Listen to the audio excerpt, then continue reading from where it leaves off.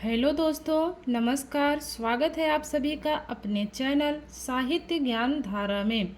आशा करती हूँ आप सभी लोग स्वस्थ होंगे, मस्त होंगे और मन लगाकर अपनी पढ़ाई में लगे होंगे। तो कवियों की श्रृंखला में आज हम लोग देखेंगे पुष्पदंत के बारे में।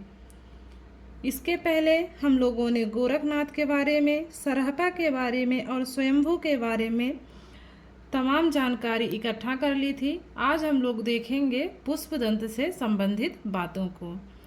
तो सबसे पहले है पुष्पदंत का रचना काल है। तो पुष्पदंत का रचना काल क्या माना जाता है? तो 10वीं सदी माना जाता है। पुष्पदंत की लोकप्रिय रचना है तो वो है महापुराण। पुष्पदंत की लोकप्रिय रचना कौन सी मानी जाती है? तो महापुराण मानी जाती है। अपभ्रंश का व्यास किसे कहा जाता है? अपभ्रंश का व्यास कहा जाता है तो पुष्पदंत को कहा जाता है। अपभ्रंश का व्यास किसे कहा जाता है? तो पुष्पदंत को कहा जाता है। किस आलोचक ने पुष्पदंत को अपभ्रंश का भवभूति कहकर पुकारा है?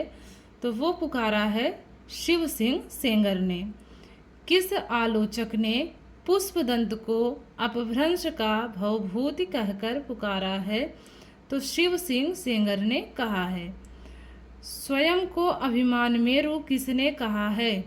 स्वयं को अभिमान मेरु किसने कहा है? तो पुष्पदंत ने कहा है। पुष्पदंत जैन मतानुयायी से पहले किस मत के अनुयायी थे? तो शैव मत के अनुयायी थे। पुष्पदंत जैन मतानुयायी से पहले किस मत के अनुयायी थे? तो वो थे शैव मत। आगे है राहुल सांकृत्यायन ने हिंदी के सर्वश्रेष्ठ कवियों में पुष्पदंत को कौन सा स्थान दिया है? तो दूसरा स्थान दिया है।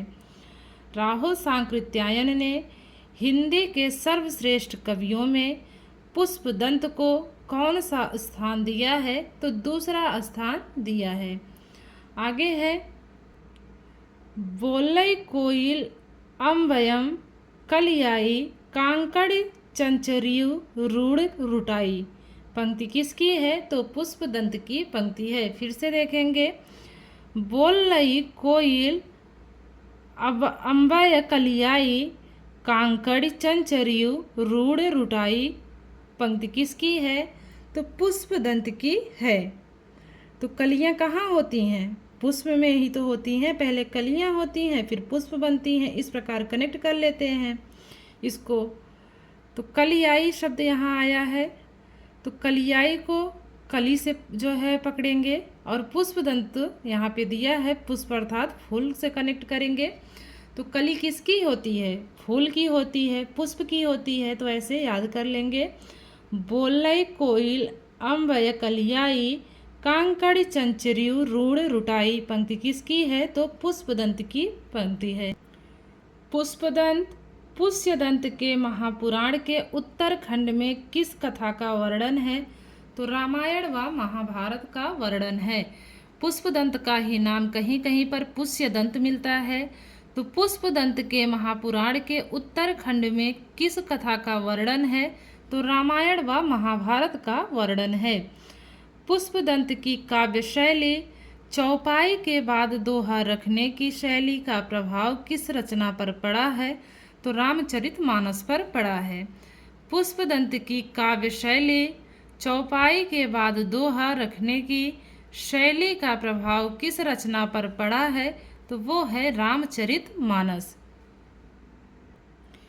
कौन से जैन संत मान्यखेत के प्रतापी राजा कृष्णराज तृतीय के महामात्य भरत के सभा कवि थे?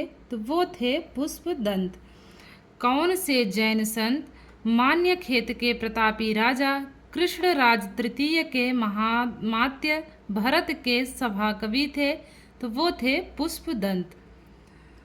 आदिकाल के जैन कवियों में सबसे कुशल कवि कौन माने जाते हैं? तो धनपाल माने जाते हैं। आदिकाल के जैन कवियों में सबसे कुशल कवि कौन माने जाते हैं? तो धनपाल माने जाते हैं। चंदन बाला रास की रचना कहाँ हुई थी? तो जालौर में हुई थी। चंदन बाला रास की रचना कहाँ हुई थी?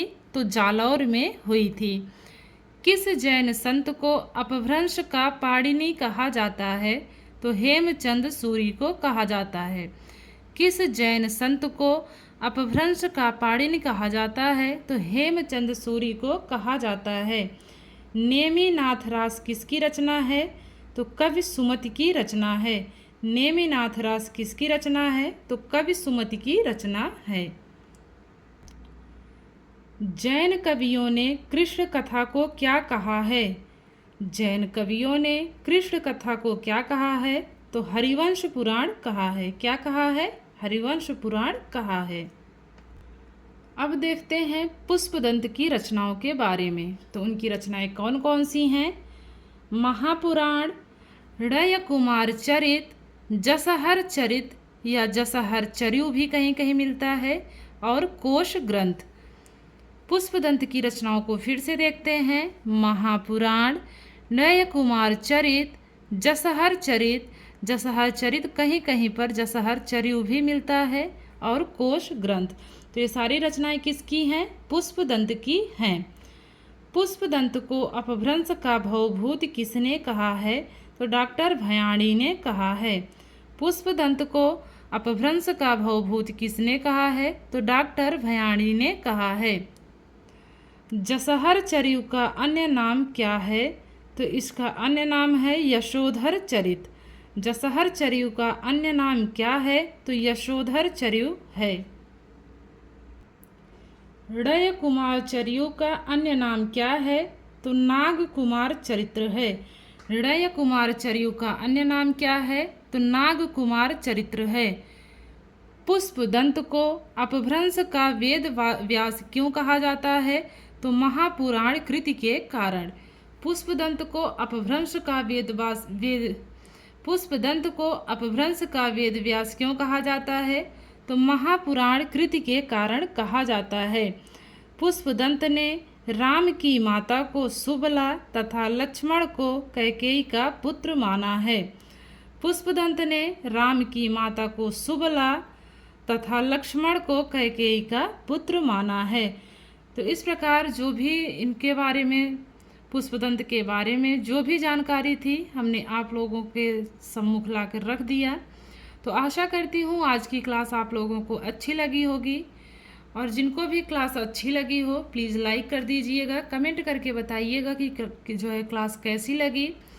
और अगर क्लास अच्छी लगी हो तो इसको शेयर कीजिएगा, और अपने दोस्तों को भी इसमें ला करके जोड़िएगा, और ज़्यादा से ज़्यादा लोग इसको सब्सक्राइब कीजिएगा, ताकि ऐसी ही वीडियोज़ आप लोगों तक पहुंचती रहे। तब तक के लिए सभी को राधे राधे, जय श्री कृष्णा, धन्यवाद, नमस्कार।